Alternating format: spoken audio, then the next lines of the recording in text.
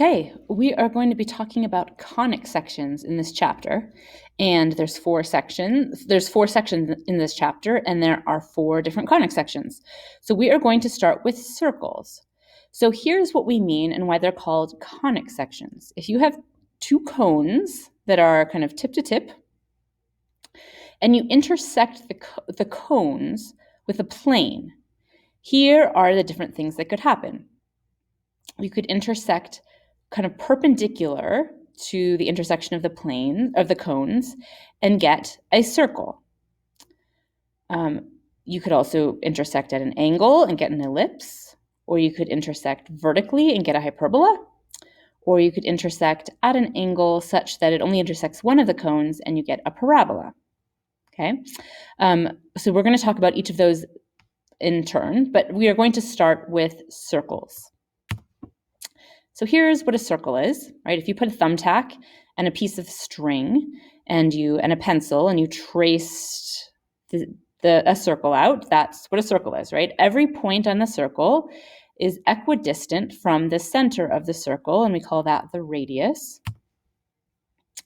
And the way we could think about that is if we have a point here on the circle that's at xy, and that could be a generic xy, right? Any xy on this circle.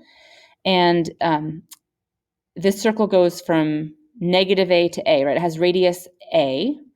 How could we express the distance, or what is a relationship between this radius and this x and y point, right?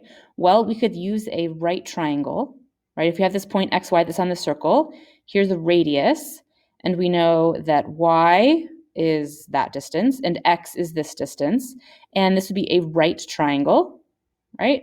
So what do we know about right triangles? We can use the Pythagorean theorem, right? So x squared plus y squared is going to equal r squared. X squared plus y squared equals r squared. And that's going to be true for every point on this circle. And if that's true, that means that the point is on the circle. So this is the equation describing a circle centered at the origin. Okay, x squared plus y squared equals r squared. That equation is the set of points that constitute a circle centered at the origin of radius r. Okay, so what is the standard form equation of the circle that has radius 5 that's centered at the origin? Well, it's going to be x squared plus y squared equals 5 squared, right? Whatever the radius is, it's going to be squared. So we could square that, and it would be x squared plus y squared equals 25. This is the equation of a circle centered at the origin with radius 25. With radius 5. All right, so here's our equation centered at the origin, but what if we have a circle that's not centered at the origin?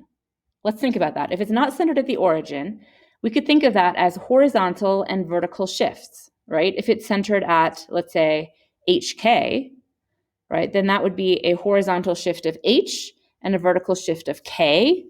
And what would that look like in our equation? Well, let's think about what we already know about transformations of equations, right?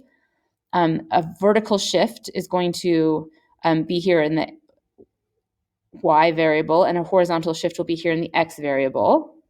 So something with the equation of, it says ellipse, but it's supposed to be circle, with center hk is, here we go, x minus h and y minus k.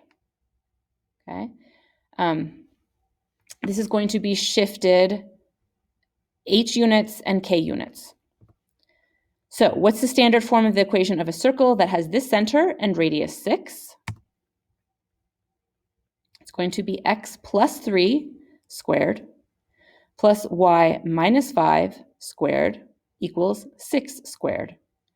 Right? So it's x minus the x value, y minus the y value, each of those are squared from our original equation, equals the radius squared. So this is the equation of a circle centered at negative 3, 5 with radius 6. So we can go either direction, right? If we had this equation, you could tell me where it's centered and what the radius was. And if I told you this, you could find the equation, right? We can go back and forth between those quite easily.